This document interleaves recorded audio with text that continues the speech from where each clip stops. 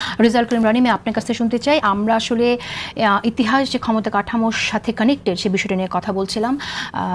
সেখানে যদিও ভিন্ন মত আছে দু একজন ফিলোসফারের, কিন্তু আমরা দেখতে পাই যে আসলে যখন যে ক্ষমতায় থাকে তাদের মতো করে ন্যারেশনটা বিল্ড করা হয় এবং ইতিহাসকে প্রভাবিত করা হয়। সেই জায়গা থেকে আসলে বাংলাদেশের যে ইতিহাস, সাধারণ মানুষের যে জনযুদ্ধের ইতিহাস, সেটাকে আমরা কি করে রেস্কিউ করব? জি, ধন্যবাদ। যে যেখান থেকে আমাদের দেখছেন শুনছেন সবাইকে আমার সালাম এবং কৃতজ্ঞতা। দেখেন, বাংলাদেশের কোনো ইতিহাস নেই। বাংলাদেশ এতদিন ছিল একটা আওয়ামী ইতিহাসের বয়ানের মধ্যে। আপনি ঠিকই বলছেন, আজকে প্রোগ্রামের নামটা খুব সুন্দর, ইতিহাস বনাম ক্ষমতা। বিখ্যাত ফিলোসফার দার্শনিক আশিস নন্দী একটা কথা বলছে, those who won the past who won the present. এই ওন মানে হলো আপনার দখল করা না, বিলং করা, যে মিন করে। ফলে এবং পাস্ট মানে অতীত না, ইতিহাস মানে আমরা একটা হলো অতীতের ব্যাপার মনে করি। ইতিহাস কিন্তু অতীতের ব্যাপার না, ইতিহাস হলো লিভিং প্রেজেন্ট। ফলে আপনার 1971 বাংলাদেশের ইতিহাসকে 71 থেকে ধরেন 1000 বছরের বাঙালি ইতিহাস বললে, হ্যাঁ, আওয়ামী লীগের লোকজন শুরু করে দেন 47 থেকে। হ্যাঁ, তো এখন ইতিহাসের নামে বাংলাদেশের কোনো ইতিহাস নেই, আমাদের প্রথম মনে রাখতে হবে। আমাদের আছে কতগুলো ইভেন্ট, সেই ইভেন্ট আমরা পূজা করি, যার যখন যেটা সুবিধা সে সেটা পূজা করে। আওয়ামী লীগ 71 পূজা করে সুবিধা হয়েছে, 71 পূজা শুরু করছে। এখন যার 24 পূজা করে সুবিধা সে 24 পূজা শুরু করছে। এগুলো ইতিহাস না। ইতিহাস কি সেটা নিয়ে অনেক রকমের আলোচনা আছে, কিন্তু সহজভাবে আমরা বলতে পারি history is nothing but a particular agency of knowledge system. আপনার জ্ঞানকাণ্ডের যে ধারাবাহিকতা, এটাকে বলে জেনিওলজিক্যাল যে হিস্ট্রি, হ্যাঁ, এই হিস্ট্রি গ্রাফিকে আপনি যেভাবে ন্যারেট করেন, বয়ান করেন, সেটাই ইতিহাস। এখানে সন তারিখ, কে স্বাধীনতার ঘোষণা দিছে, কিভাবে দিছে, উনি টয়লেটের সিপার থেকে চিরকুট ফালাইছে কি ফালাইছে না, এগুলো ম্যানুফ্যাকচারিং ফ্যাক্ট। এই ফ্যাক্ট ক্রিয়েট করা যায়। আওয়ামী লীগ অনেক ফ্যাক্ট ক্রিয়েট করছে, যে সংবিধানে মিথ্যা ফ্যাক্ট দিয়ে কিন্তু অ্যাড করছে। হ্যাঁ, এর আগে 1000 মিথ্যা বই লেখা হয়েছে যে শেখ মুজিব স্বাধীনতা ঘোষণা করছে। এই 1000 মিথ্যা বই লেখা, তারপরে এটাকে আপনার ফেব্রিকেটেড ফ্যাক্টস ক্রিয়েট করে তারপরে এটাকে একদম আইন করে ফেলছে। তো ফলে এখন ইতিহাসকে যে যতভাবেই ন্যারেট করুক, 1971 কেন গুরুত্বপূর্ণ বাংলাদেশের জন্য? 1971 এই কারণে গুরুত্বপূর্ণ, দেখেন পৃথিবীতে অনেক জাতি আছে, সবাই রাষ্ট্র করতে পারে না। যখন 60-এর দশক বা 40-এর দশকের পর থেকে জাতি রাষ্ট্রের উদ্ভব বিকাশ একটা শুরু হইলো, বাঙালি মুসলমান সাচ এ বিউটিফুল এবং মানে ঐতিহাসিক কন্ট্রিবিউশন তারা রাখছে যে আমরা একটা রাষ্ট্র করে ফেলছি। কলকাতার লোকের কিন্তু রাষ্ট্র নেই, ও বাঙালি, আসামের নাই, হ্যাঁ, বা অন্যান্য এলাকার নাই। আপনি কুর্দিশরা পৃথিবীতে অনেক বড় যোদ্ধা জাতি, যুদ্ধের ইতিহাসের জন্য তারা বিখ্যাত, কিন্তু যখন জাতি রাষ্ট্র গঠন হয় তখন তারা কিন্তু একটা রাষ্ট্র করতে পারে না। ফলে আজকে দেখেন তারা প্রত্যেক ফ্রন্টে মার খাচ্ছে। তাহলে রাষ্ট্র গঠন করে ফেলার মধ্য দিয়েই আপনি উন্নত জাতিতে পরিণত হন। ফলে যখন আমাদের জনগোষ্ঠী একটা জনযুদ্ধের মধ্য দিয়ে রাষ্ট্র গঠন করে ফেললো, তখন একটি দল সিদ্ধান্ত নিল যে এই রাজনীতিটা ভুল, পাকিস্তানের পক্ষে থাকতে হবে। তার মানে সে হলো তখন in the wrong side of হিস্ট্রিতে অবস্থান করলো। এখন যে দলটা in the wrong side of হিস্ট্রিতে অবস্থান করলো, এটা কোনোদিনও জনগণের কালেকটিভ মেমোরি থেকে চলে যাবে না। এইবার তার রং সাইডে থাকা, এটা থাকা কি অন্যায়? না, অন্যায় না, ভুল। অন্যায় কি? রং সাইডে থাকা সে যে অন্যায়গুলো করছে, খুন করা, তার রেপ করা, সম্পত্তি নষ্ট করা, এগুলো যারা করছে এটা অন্যায় করছে। এটা 50,000 কোটি বছর পরে হলে এটা অন্যায় থেকে যাবে, এটা ন্যায় হবে না। যে মানুষের জীবন নষ্ট করছে, যে মানুষের সম্মান নষ্ট করছে, হ্যাঁ, শ্লীলতাহানি করছে, এগুলো অন্যায় থাকবে। ফলে এই যে memory of the nation building, হ্যাঁ, সেখানে 71 এমন একটা ইভেন্ট যেটা জাতি রাষ্ট্রের বিগিনিং, শুরু। আপনার আমাদের এখানে বলেন যেটা বলতে পারেন যে যেখান থেকে আমরা যাত্রা শুরু করলাম রাষ্ট্র হিসাবে। ফলে আপনি এর পরবর্তী সময়ে আপনার এই দুর্বলতা, আপনি একটা ভুল সাইডে ছিলেন, এটাকে আওয়ামী লীগ করলো কি, বিচার নিয়ে রাজনীতি শুরু করলো, জুডিশিয়াল কিলিং করলো। কিলিং করার মধ্য দিয়ে কিন্তু আপনাকে ভিকটিম বানাইলো। এবং ইতিহাসে মজার ব্যাপার হলো মাহমুদ মামদানি, জোহরান মামদানির বাবা, বিখ্যাত আপনার স্কলার, ওনার একটা বই আছে ভিকটিম বিকাম কিলার্স। আপনি যাকে ভিকটিম বানান সে কিন্তু কিলার্স হয়ে উঠতে পারে। এখন আপনি তারপরে কি, এখানে একটা শেষ করি, মানে in the wrong side of হিস্ট্রিতে যে দাঁড়াইলো, তার কি রাজনীতি শেষ হয়ে গেল? তার কি ফেরার আর কোনো পথ নাই? না, আসতে ফেরার পথ দুইভাবে ফেরা যায়। এক হলো তার চেয়ে অনেক বড় রেভলিউশন করে, নতুন ইভেন্ট ক্রিয়েট করে, নতুন যাত্রার সূচনা করে। আরেকটা হলো সে যে ওখানে ভুল করছে এটা রিকগনাইজ করে, ক্ষমা চেয়ে, হ্যাঁ, তার ভুল, এবং এই যাদের কাছে সে অপরাধী তাদের কাছে ক্ষমা চাওয়া, যারা ক্ষতিগ্রস্ত হয়েছে তাদের কাছে ক্ষমা চাওয়া। হোলসেল ক্ষমা না, ক্ষমাটা হইতে হবে যে ক্ষমা করার এখতিয়ার রাখে। যেমন ধরেন আপনি আমাকে মারছেন, আমার খালাতো ভাইয়ের কাছে ক্ষমা চাইলে হবে না, আমার কাছে চাইতে হবে। ক্ষমার প্রসঙ্গটা যখন আসছে তখন বলতেই হয় যে এটা নিয়ে আমরা অনেকবার কথা বলেছি। এটা ধরেন বিশাল সমাবেশে দাঁড়াইয়া কখনো ভুল ত্রুটি হলে ক্ষমা করে দেন ভাই, এই যে ধরনের না। ক্ষমাটা মিনিংফুল হয়, ওই যে বললাম যে আমার কাছে আপনি অপরাধ করছেন, আমার কাছে চাইতে হবে। এটা তো জনে জনে যে আসলে ক্ষমা চাইতে পারবে না, ক্ষমাটা তো আসলে তাদের কথার মধ্য দিয়ে, কাজের মধ্য দিয়ে প্রকাশিত হতে হবে। এখানে যারা ভিকটিমের পাশে আপনি দাঁড়াইছেন, প্রতীকী অর্থ দাঁড়াইতে পারেন আপনি, মানে আপনি বাড়ি বাড়ি জায়গায় দাঁড়াইতে হবে তা না। আপনার ইনিশিয়েটিভ কি শহীদদের জন্য?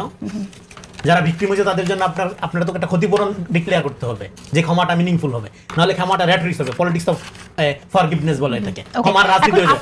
ফলে আমি শেষ করছি, ফলে আমাদের যেটা হয়েছে আমাদের জাতীয় ইতিহাস নেই, আমরা একটা আওয়ামী ইতিহাসের মধ্যে বাস করছি। এই জন্য 24-এর আমাদের সুবর্ণ সুযোগ হলো জাতীয় ইতিহাস তৈরি করতে হবে, এবং জাতীয় ইতিহাসে এখানে গোলাম আজমের পজিশনে যেরকম রং, শেখ মুজিবের পজিশনে রং, তারা কেউ বাংলাদেশের স্বাধীনতা চায়নি, তারা চাইছিল পাকিস্তানের মানে অখণ্ডতা বা পাকিস্তানের শাসন কাঠামোর মধ্যে থাকতে। ফলে এই যে আপনার জনযুদ্ধ হয়ে গেল, এই জনযুদ্ধকে রিয়েলাইজ করার দিক থেকে এই দুইটা রাজনৈতিক কাঠামো ফেল করছে, সেদিক থেকে কিন্তু মানুষ তো জীবন দিছে, মানুষ তো যুদ্ধ করছে। ফলে এই জনযুদ্ধের ইতিহাস, যে জাতির ইতিহাস নাই, সে জাতির জনগোষ্ঠীর তার ন্যাশনের প্রতি বিলঙ্গিং তৈরি হয় না। আমাদের কিন্তু ইতিহাস নেই, এই জন্য বললাম ইভেন্ট পূজা করে। ফলে আমাদের জাতি 24 আমাদের সুবর্ণ সুযোগ হলো, আমাদের ইতিহাস কি হবে তাহলে? আমাদের এই 24-এর পরে যেটা বারবার বলে আমাদের ইতিহাস শুরু হবে, উই রিভল্ট টু বিদায় পৃথিবী। আচ্ছা, আমরা সেই বিষয়টা আসব। 24 আমাদের সুবর্ণ সুযোগ হলো আমাদের জাতীয় ইতিহাসকে রেস্কিউ করা, মুক্ত করা। রাইট, একদমই তাই। আপনি বলছেন যে তাহলে ক্ষমা চাইতে হবে। হ্যাঁ, ক্ষমা চাইতে হবে। না, ক্ষমা চাইতে হবে দুইটা। একটা হলো হয় আপনাকে 71-এর চেয়ে বড় ইভেন্ট ঘটাইতে হবে, নতুন বিগিনিং শুরু করতে হবে। আরেকটা হলো আপনি যে ওইখানে মানে অ্যান্টি ন্যাশনাল পলিটিক্স, 71-এর চেয়ে বড় ইভেন্ট কিভাবে পসিবল? এইজন্যই তারা 24 পূজা করে, এইজন্যই তো তারা সবার আগে 24 পূজা করে। 24 দিয়ে 24, এবং আপনি প্রথম দিকে মনে নেই আপনার, আপনি তখন অনুষ্ঠানই করেন 24 এবং 71-কে মুখোমুখি দাঁড় করানোর একটা প্রজেক্ট ছিল। কেন ছিল? এখনো খুবই আছে 71। কেন ছিল এটা? কেন ছিল এটা তো বুঝতে হবে। কেন ছিল? এটা ছিল যে ওই যে আপনার in the wrong side of history, এটাকে কোনোভাবে ওভারকাম করা যায় কিনা, কিন্তু এটা ওভারকাম হবে না, কারণ এটা গণঅভ্যুত্থান, এটা বিপ্লব হইলে আবার হইতো, এবং সেই বিপ্লব যদি আপনার নেতৃত্ব হইতো তাহলে হইতো, কোনো সমস্যা ছিল না। কিন্তু যেহেতু এটা গণঅভ্যুত্থান এবং আপনি এই গণঅভ্যুত্থানের একক কেউ না, এটার ক্রেডিট শুধুমাত্র শহীদদের, জীবিতরা শুধু দায়িত্ব পালন করবে। ফলে এখানে এখন আপনি জুলাই পূজা করলে এটা 71 আওয়ামী লীগ যেরকম 71 চেতনার ব্যবসা করে সারা জীবন 71-এর বিরুদ্ধে রাজনীতি করছে, একইভাবে এখন আপনি যদি জুলাই চেতনাকে সিঙ্গেল আউট করেন, পার্টিজান ন্যারেশন তৈরি করেন জুলাই চেতনার, আপনি 71-এর রিঅ্যাকশনারি পলিটিক্সে ঢুকে গেলেন। আচ্ছা, আমরা তাই দেখছি কিনা জুলাই চেতনাকে সিঙ্গেল আউট করার কোনো প্রবণতা আমরা দেখছি কিনা সেই বিষয়ে কথা বলবো। আপনি বলেছেন মেমোরির কথা, আমরা জানি এই মেমোরিটা collective memory, generation to generation মেমোরিটা ক্যারি করতে হবে। কিন্তু তাই কি ক্যারি করছে? যদি ক্যারি করে তাহলে কেন আজকে বিএনপি অ্যাক্টিং চেয়ারপারসন এই কথাটা বলেন যে 71-এ জামাত কি করেছিল মনে রাখতে হবে? তার মানে এটা মেমোরিতে নাই, এবং অনেকের মেমোরিতে নিশ্চয়ই নাই। কেন এটা মেমোরিতে কেন আছে? কিন্তু সেই মেমোরি রিকল করতে হয় সব সময়। আচ্ছা, আমরা ফিরবো এই আলোচনায়। তবে ব্যারিস্টার শাহরিয়ার কবির, আপনিও কি তাই মনে করেন কিনা যে মানুষকে এটা মনে রাখা উচিত না, যে আসলে যে কথাটা আমরা বলছি যে 1971 সালে জামাত কি করেছিল, যদি এটা বিএনপি নেতা অ্যাক্টিং চেয়ারপারসন বলেছেন, যদি এটা অন্যরাও বলে এবং আসলে মনেও করে, তাহলে সেটাই কি উচিত কিনা? আপনি কিভাবে খণ্ডাবেন? আপনি তো জামাতের পক্ষে বলছেন। ধন্যবাদ আপনাকে। আমি আসলে একটা জিনিসে পা দিতে চাচ্ছিলাম না, সেটা হচ্ছে জনাব তারেক রহমান সাহেব এটা জামাতকে মিন করে বলছে, আই ডু আন্ডারস্ট্যান্ড, কিন্তু আমি কোনো টক শোতে এটা পা দিতে চাচ্ছিলাম এই কারণে যে আমার কাছে মনে হচ্ছে আগামী ইলেকশনে সবাই বিএনপি এবং জামাতের মধ্যে একটা ডিস্টেন্স তৈরি করার জন্য অনেক কিছু বলতেছে। সেই জন্য আপনি যখন প্রথম সেগমেন্টে যখন প্রশ্ন করছেন, আমি কিন্তু বারবার এড়িয়ে গেছি। আর যখন আপনি সরাসরি বলে বসলেন যে তারেক রহমান সাহেব জামাতকে দিতে, তখন তার আমার কোনো উপায় নেই, কারণ পানিতে নামছে তো ভিজতেই হবে। বোন শোনেন, জরিপ দেখে এত ভয় পেলে হবে না, আল্লাহর উপর বিশ্বাস রাখতে হবে। কাকে জয় লাভ করার মালিক হচ্ছে আল্লাহ। আল্লাহ সূরা ইমরানের 26-এ বলে দিচ্ছে সম্মান এবং জয় এই দুইটা দেওয়ার মালিক হচ্ছে আমি একা, আল্লাহ সুবহানাহু ওয়া তাআলা। সো তারেক রহমান আজকে এই জায়গায় আসবেন, এটা কি উনি ভেবেছিলেন কোনোদিন? না। কোকো পৃথিবী থেকে বিদায় নিচ্ছেন, এটাকে আমরা জানতাম না। আজকে আমাদের দেশনেত্রী যেভাবে অসুস্থ, তার জন্য দল মত নির্বিশেষে তিনি কিন্তু একটা জিনিস দেখেন, তিনি বিএনপি খালি নেত্রী এখন আর নাই। এটা কিন্তু একটা মানে হাসিনার জন্য সবচেয়ে বড় পরাজয়টা কি, যে সে 17 বছরের মানুষকে এত কিছু করে সে কিন্তু মানুষের মন জয় করতে পারেনি। আর বেগম খালেদা মানুষের জয় করে উপরে চলে গেছে। সেই জন্য আমি চেষ্টা করেছিলাম এটাকে অ্যাভয়েড করার। এবার আপনার আসি 71। আপনি দুইটা জিনিস আমার ওই আগের বারের কথা আসছে। এক হচ্ছে 71-এ জামাতের ভূমিকা। দেখেন, জামাত ইসলামের রাজনৈতিকভাবে যেটা রনি ভাই বলছে, আই ডু সাপোর্ট, যে কি শেখ মুজিবুর রহমানও বাংলাদেশের স্বাধীনতা চাননি, তিনি চাইছিলেন অখণ্ড পাকিস্তানের প্রধানমন্ত্রী হইতে, যেটা রনি ভাই বলছে। আর দ্বিতীয় প্রফেসর গোলাম আজম, ওনারাও পাকিস্তান থেকে চলে আসতে চাননি। এটা ছিল রাজনৈতিক ভুল, এটা ছিল রাজনৈতিক ভুল। এবং এই কথাটা আমি সবসময় বলি, বাংলাদেশ জামাত ইসলামের যখন দেখলেন 25শে মার্চের পরে, 25শে মার্চের কালোরাত্রির পরে পাকিস্তান বাহিনীর যে বর্বরতা, তখন অবশ্যই জামাত তার রাজনৈতিক অবস্থানটাকে চেঞ্জ করা উচিত ছিল। সো রাজনৈতিক ভুল একটা জিনিস আর অপরাধ আর একটা জিনিস, আপনাকে এটা খুব ভালো করে খেয়াল করতে হবে। ভুল মানে আমি এটাকে সমর্থন করি, জুলাইকে অনেকেই সমর্থন করে, অনেকেই সমর্থন করে না।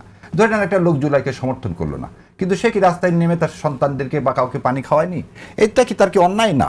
কিন্তু আপনি যেটা বারবার বলতেছেন, সেটা কি হত্যা? না, কিন্তু আমি একটু অ্যাড করি, আপনি কথা বলবেন, আমি এখানে আপনি একটু অ্যাড করি। আপনি একটু আগে বিএনপির দু একজন নেতার কথা বললেন, আপনি জাদু মিয়ার কথা এখানে উল্লেখ করেছেন, কিন্তু আমি বলতে চাইছি যে দল হিসেবে একটি ব্যক্তির কথা আপনি যখন বলবেন সেই জায়গা থেকে দলের কিন্তু একটা ব্যাপার থাকে, দলের যে পজিশন সেটা আমি বলতে চাইছি। আমি বলে দিচ্ছি আপনাকে, আপনাকে এটা শেষ করে নিই। তাহলে আপনাকে দেখতে হবে জামাত ইসলামের রাজনৈতিক ভুল আর অপরাধ এই দুটাকে মিক্স আপ করা যাবে না, ধর্ষণ, খুন, গুম এগুলোর সাথে। তাহলে আপনি এখন একটু পিছনে যান। কোলাবোরেশন অ্যাক্টে 1,10,10,000 লোককে অ্যারেস্ট করা হলো, মামলা দেওয়া হলো 2,884টা, সেন্টেন্স দেওয়া হলো 752টা, এবং এই 752টার মধ্যে বাংলাদেশ জামাতে ইসলামের 2 জন ছিলেন, আব্বাস আলী খান এবং AKM ইউসুফ। বাকি সবাই কোন দলের এটা আপনারা ইন্টারনেটে গেলেই দেখতে পাবেন। সো আপনি একটা লোককে কয়বার বিচার করতে পারেন? আর আপা আছেন, আপা আমার চেয়ে অনেক ভালো ছাত্রী, অনেক গুণ। দেখেন, everyone is presumed to be innocent until proven guilty। এটা হচ্ছে একদম, আপনি আমি সম্পর্কে নেগেটিভ ধারণা আপনার সম্পর্কে আমি করতে পারবো না বোন, যতক্ষণ না এটা প্রুফ হচ্ছে। তো বাংলাদেশ জামাতে ইসলাম যদি 71 সালে ভুল না অপরাধ করে থাকে, তার জন্য তো বিচার হতো। আর একটা জিনিস দেখেন, সবাই যে ভুল করে, মালেক মন্ত্রিসভা, এটা হচ্ছে মালেক মন্ত্রিসভা 71 সালে, এই মালেক মন্ত্রিসভা জামাত ইসলামের নেতা ছিলেন। আর দেখেন তাহলে 5 জন হচ্ছে মুসলিম লীগের, আওয়ামী লীগের 3 জন, পাকিস্তান ডেমোক্রেটিক পার্টির 3 জন, জামাত ইসলামের 2 জন। তাহলে এই 14 জনের মধ্যে অন্য সবাই তো আওয়ামী লীগ ছিল, মুসলিম লীগ সবচেয়ে বৃহৎ দল, মুসলিম লীগ ছিল, আর কে ছিল? জামাত ইসলাম ছিল, পাকিস্তান ডেমোক্রেট পার্টি ছিল। এখন আপনাকে বলি, এই স্বাধীনতার বিরোধিতা তো কমিউনিস্ট পার্টিরাও করছে। জাদু মিয়ার কথা কেন বলি? একটা জিনিস মিস করে যাচ্ছে আমার মনে হয়, আমরা একটা জিনিস মিস করেছি। দল হিসেবে 25শে মার্চের পরে জামাত ইসলাম শুধুমাত্র রাজনৈতিক ভুলের কথা আপনি বলছেন, শুধু রাজনৈতিক ভুল কিন্তু জামাত ইসলাম করেনি। জামাত ইসলামে যে গণহত্যা হয়েছিল সেটাকে তারা সমর্থন দিয়ে গেছে এবং সেখানে তাদের নেতাকর্মীরা অনেকেই সাথে ছিল। না ঠিক না, কেন এই কথাটা বলতেছি? তাহলে বেগম খালেদা জিয়া সত্য না আপনি সত্য? এই কথাটা কেন বললাম? আপনাকে পার্সন বললেন না। বেগম খালেদা জিয়া যখন বলতেছেন দেলোয়ার হোসেন সাইদি সাহেব কোন গণহত্যার সাথে জড়িত ছিলেন না, আপনি তো চার্জ নিয়ে আসছেন তার বিরুদ্ধে, গণহত্যার চার্জ নিয়ে আসছেন, সমর্থন করেছিল তখন না। আপনাকে এটা আমি বলতেছি, আবার আপনি ভালো করে শোনেন। কাদের মোল্লা সাহেবের বিরুদ্ধে আপনি দেলোয়ার হোসেন সাইদির বিরুদ্ধে কিসের চার্জ নিয়ে আসলেন? চার্জ নিয়ে আসছেন তারা মানবতা অপরাধ করছে, গণহত্যা করছে। সেই চার্জ আজকে প্রমাণ হচ্ছে। তখন জননেত্রী আমি বলবো দেশের আপসীর নেত্রী বেগম খালেদা জিয়া বলতেছে না, তারা এটা করেনি, এটা কি এটা সাজানো নাটক। আপনি একটা জিনিস বলেন, সুখরঞ্জন বালি সে বলতেছে উনি কোনোদিন এটা করেনি। আমি একটু শেষ করেন, এবার আমাকে একটু শেষ করতে দেন, তারপর আপনি বলেন, যেহেতু 71 নিয়ে আসছে এটা বলতে হবে। আপনি একটা লোককে যার বিরুদ্ধে প্রমাণ হলো না গণহত্যা করছে, একটা দল গণহত্যা করছে প্রমাণ হয়নি আজ পর্যন্ত, তাকে কেন আপনি গণহত্যার লেভেলটা দিচ্ছেন? আমার এটা আপনার মাধ্যমে সারা জাতিকে বলছেন, আপনার আমিরা জামাত কি বলছেন যে আপনারা যদি চান বিচার করেন জামাত ইসলামের, উই হ্যাভ দ্যাট কারেজ। আমরা এখনো বলতেছি যে গণহত্যা যদি বাংলাদেশ জামাত ইসলাম করে থাকে, আপনি বিচার করেন না ভাই, বিচার করার আগ পর্যন্ত শেষ করে দিই, বিচার করার আগ পর্যন্ত আপনি এটা বলতে পারেন না। আর দ্বিতীয়টা বলি, এই ধর্মকে এটা আমি একটু বলি, আমাকে একটু বলতে দেন আপনি। হ্যাঁ, আপনি যেটা বলছেন, আপনি একটা ব্যক্তির কথা নিয়ে এসেছেন, সেই ব্যক্তি দোষী ছিল কিনা, সেই যে এখানে সেই বিচার যে ত্রুটিপূর্ণ বিচারে হত্যাকাণ্ড হয়েছে, সেটা বোধহয় অনেক আগে আমাদের এই প্রোগ্রামে আমি নিজেই বলেছিলাম। এই বিচারে আপনি বলছেন বিএনপি চেয়ারপারসনের কথা, সেখানে যে ব্যক্তিগুলোকে নিয়ে বিচার করা হয়েছিল সেই বিচারিক ত্রুটির কথা উনি উল্লেখ করেছেন, বারবার বলেছেন, সেটা আমরা জানি।